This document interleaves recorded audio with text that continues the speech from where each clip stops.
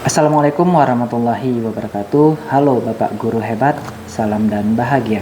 Saya Rafino Reza Pahlevi, calon guru penggerak Angkatan 5 Kabupaten Bulungan. Pada tugas kali ini, di demonstrasi kontekstual modul 3.1 tentang pengambilan keputusan berbasis nilai-nilai kebajikan sebagai pemimpin. Jadi pada tugas demonstrasi kontekstual ini, para calon guru penggerak diharuskan melakukan wawancara kepada 2 atau 3 pimpinan. Dalam hal ini adalah kepala sekolah. Jadi pada tugas ini saya sudah melakukan wawancara kepada Kepala Sekolah TK Negeri 01 Pembina Kecamatan Tanjung Palas Tengah dan Kepala Sekolah SMP Negeri 01 Satap Kecamatan Tanjung Palas Tengah. Jadi pada tugas ini, calon guru penggerak melakukan analisis terhadap hasil wawancara tersebut. Oke, jadi yang perlu saya sampaikan di sini adalah sekolah itu adalah sebuah institusi moral, di mana boleh dikatakan sekolah itu seperti miniatur dunia, di mana terbangunnya budaya, nilai-nilai dan moralitas pada diri murid. Jadi pada modul 3.1 ini tentang pengambilan keputusan berbasis nilai-nilai kebajikan sebagai pemimpin, yang sudah saya pelajari itu tentang yang pertama, ternyata ada 4 paradigma dilema etika yang dapat kita identifikasi pada kasus dilema etika yang kita rasakan. Yang pertama, individu melawan kelompok atau individual versus community. Yang kedua, rasa keadilan melawan rasa kasihan, justice versus mercy. Yang ketiga, ada kebenaran melawan kesetiaan, truth versus loyalty, dan jangka pendek melawan jangka panjang, short term versus long term. Selain itu, ada juga 3 prinsip yang bisa kita gunakan untuk menghadapi pilihan-pilihan penuh tantangan, yaitu 3 prinsip pengambilan keputusan. Yang pertama, berpikir berbasis hasil akhir atau end-based thinking.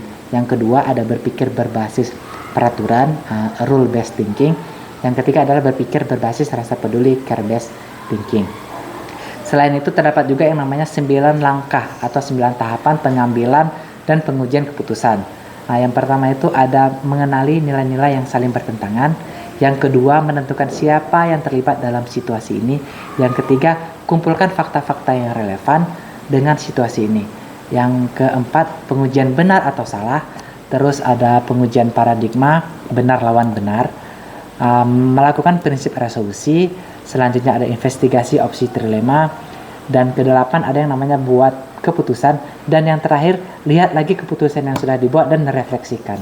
Jadi pada wawancara terhadap 2 kepala sekolah tadi, ada 8 pertanyaan yang saya utarakan kepada mereka sesuai dengan yang ada di LMS.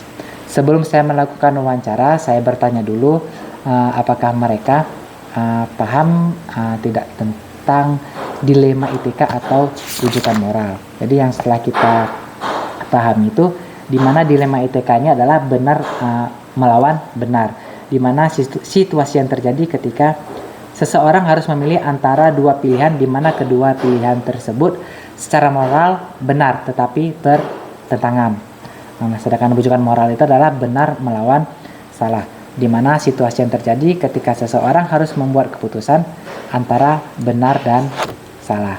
Jadi dari hasil analisis terhadap wawancara saya terhadap 2 kepala sekolah tadi, yaitu Kepala Sekolah TK Negeri 01 Pembina Kecamatan Tanjung Palas Tengah dan Kepala SMP Negeri 01 Satap Kecamatan Tanjung Palas Tengah. Jadi berdasarkan 2 narasumber yang sudah saya wawancarai, sejatinya dalam pengambilan keputusan itu mereka memerlukan yang namanya banyak pertimbangan yang harus dilakukan.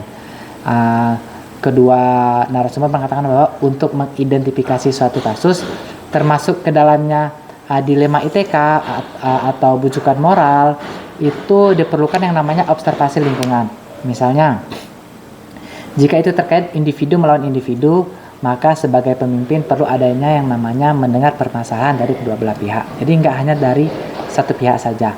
Contoh misalnya ketika mereka menghadapi ada kasus yang terjadi pada siswa.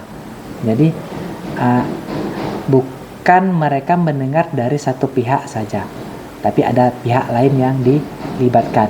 Nah, itu salah satu yang mempengaruhi pandangan dari kepala sekolah ini untuk mengambil suatu putusan. Selanjutnya, di sini hasil analisis lagi, yaitu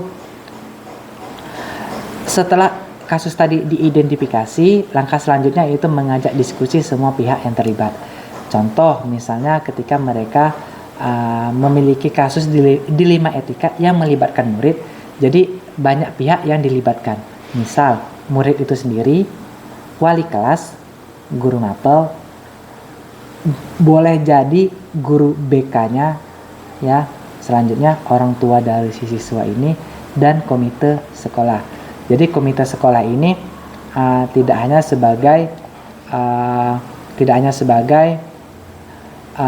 apa istilahnya, badan yang ada di luar sekolah, hanya organisasi komite sekolahnya aja seperti itu, tapi juga dilibatkan dalam pemecahan pengambilan keputusan yang melibatkan siswa yang ada di sekolah.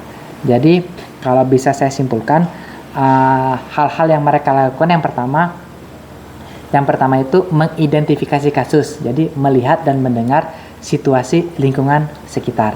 Yang kedua bisa melakukan yang namanya pendekatan personal.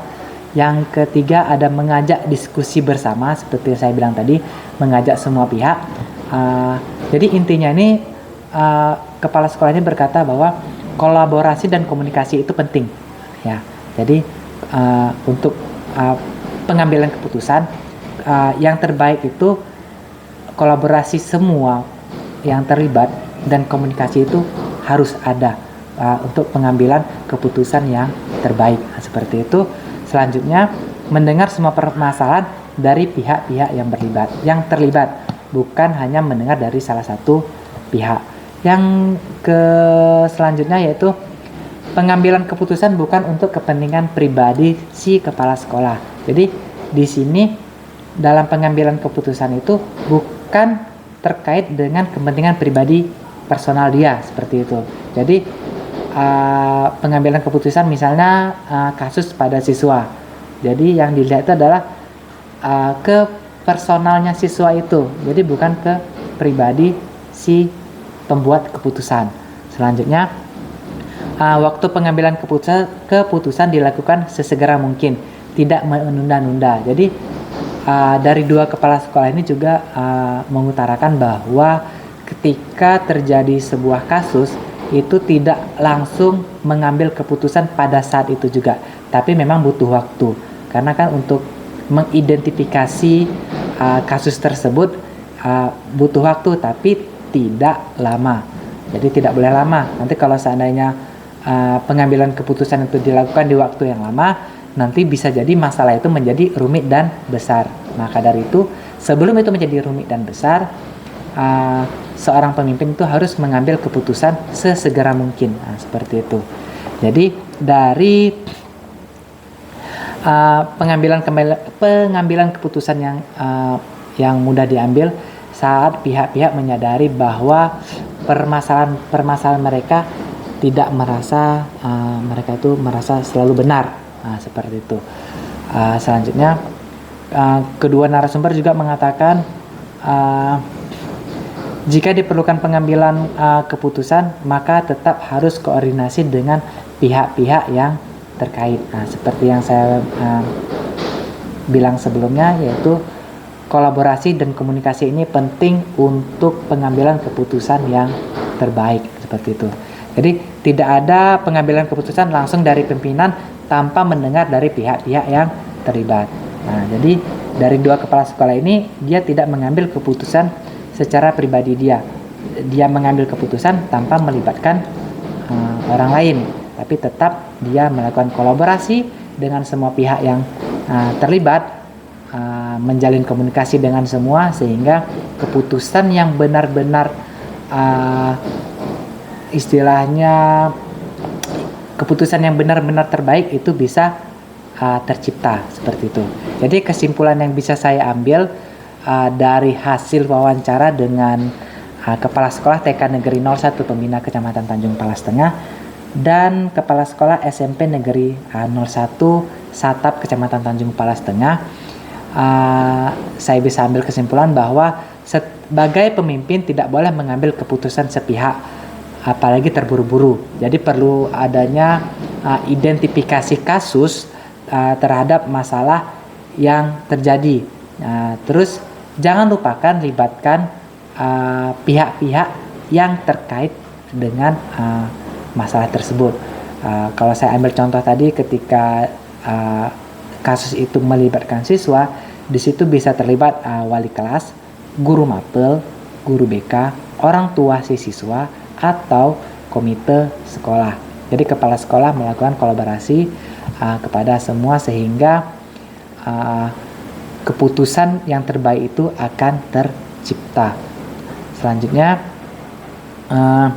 ketika berada di posisi sebagai pemimpin dalam suatu instansi, mengharuskan belajar untuk mendengar dan melihat dari segala sudut pandang tanpa memberatkan di satu pihak saja. Seperti itu hasil wawancara saya dengan dua kepala sekolah pada tugas demonstrasi kontekstual modul 3.1 tentang pengambilan keputusan berbasis nilai-nilai kebajikan sebagai pemimpin.